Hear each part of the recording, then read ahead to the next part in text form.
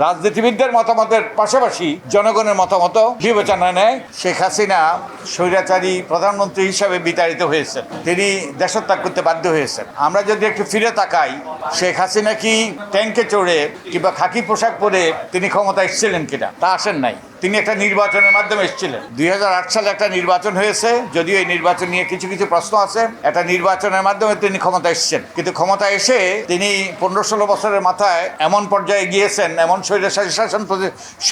স্বৈরতন্ত্র প্রতিষ্ঠা করেছেন। এই স্বৈরতন্ত্র প্রতিষ্ঠার মাধ্যমে মানুষের এমন রোষানলে পড়েছেন যে তার বিরুদ্ধে একটা অভ্যুত্থান হয়েছে, তার সরকারের বিরুদ্ধে, তার দলের বিরুদ্ধে, এবং তিনি বিতাড়িত হইতে বাধ্য হয়েছেন। তা আমি আগেই বলেছি, শেখ হাসিনা কিন্তু নির্বাচনের মাধ্যমে ক্ষমতা এসছে, কিন্তু শেখ হাসিনা কীভাবে স্বৈরতন্ত্রে পরিণত হইল, স্বৈরাচারী পরিণত হইল? শেখ হাসিনা স্বৈরাচারী পরিণত হইল কারণ একটা স্বৈরাচারী ব্যবস্থা আমাদের দেশে বিরাজমান ছিল। কতগুলো যে বিদ্যমান নীতি, নিয়ম, পদ্ধতি, প্রতিষ্ঠান, আইন কানুন, সেগুলো কিন্তু শেখ হাসিনাকে স্বৈরাচারী পরিণত করেছে। এবং এর সাথে তিনি কিছু কিছু আইন কানুনে পরিবর্তন এনেছেন, সংবিধান সংশোধন করেছেন। যিনি সংবিধানের পঞ্চদশ সংশোধনী সংশোধন করেছেন, সংবিধানের পঞ্চদশ সংশোধনী তিনি এনেছেন, যার ফলে তিনি আমাদের উপর স্বৈরাচার হিসাবে জেঁকে বসেছেন আমাদের ঘাড়ে। এবং এটা এমন এক পরিস্থিতির সৃষ্টি করেছে, এটা মানুষের জন্য অসহনীয় হয়েছে। তিনি এর মাধ্যমে আমাদের ভোটাধিকার হরণ করেছেন।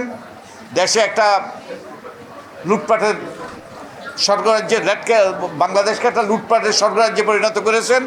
তিনি ক্রনি ক্যাপিটালিজম সৃষ্টি করেছেন এবং তিনি বহুভাবে যে আমাদের যে বিদ্যমান প্রতিষ্ঠান, পদ্ধতি, সবগুলোকে তছনছ করে ফেলেছেন।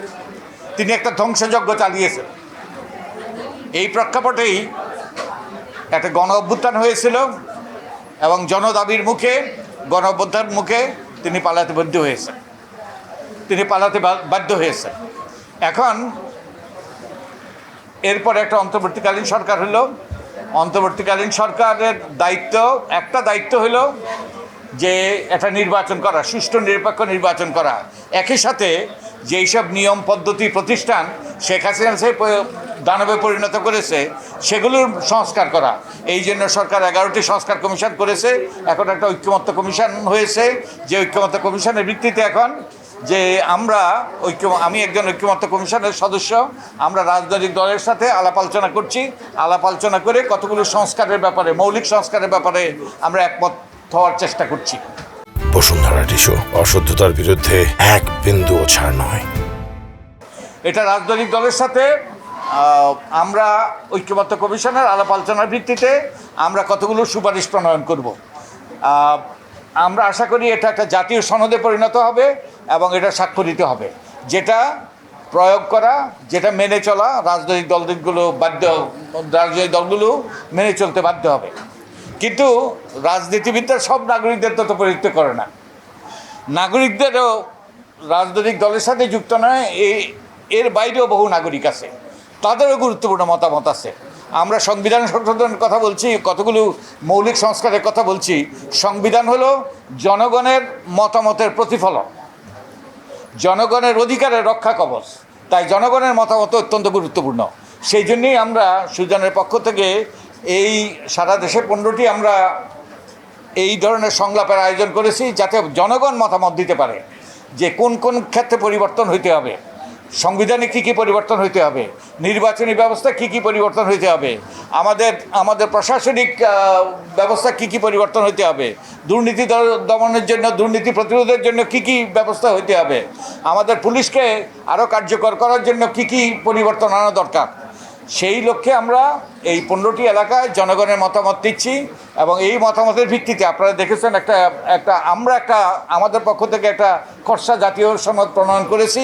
এর ভিত্তিতে জনগণের মতামত নিয়ে আমরা ঐক্যমত্য কমিশনের সুজনের পক্ষ থেকে, যদিও আমি ঐক্যমত্য কমিশনের সদস্য, সুজনের পক্ষ থেকে এই সুপারিশগুলো জনগণের পক্ষ থেকে ঐক্যমত্য কমিশনের কাছে দেওয়া হবে, যাতে ঐক্যমত্য কমিশনও রাজনীতিবিদদের মতামতের পাশাপাশি জনগণের মতামত বিবেচনায় নেয়, গুরুত্বের সাথে বিবেচনায় নেয়।